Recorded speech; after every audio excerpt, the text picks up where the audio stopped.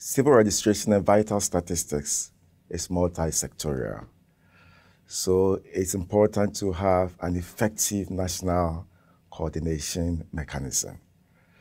Usually, one anchor ministry is designated to coordinate CRVS activities in the country.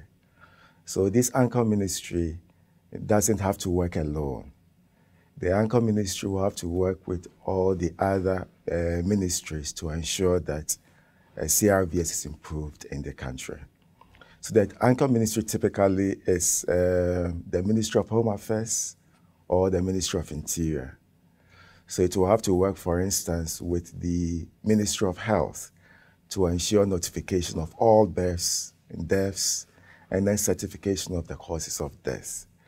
The anchor ministry will have to work very closely with the Ministry of Justice to ensure that there is adequate legislation.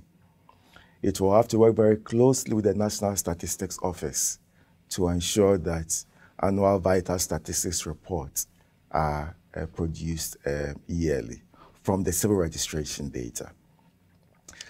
For countries that have not carried out an assessment of their CRVS system, it's very important for them to carry out an assessment to find out what has worked well, what has worked less well, and then that feeds into developing a strategic plan. When developing a strategic plan, one doesn't have to have a laundry list of activities, but rather you need to ensure that you prioritize the activities, and then the sequencing of the activities is also very important, taking into consideration the availability of financial resources. It is also very important to have adequate legislation.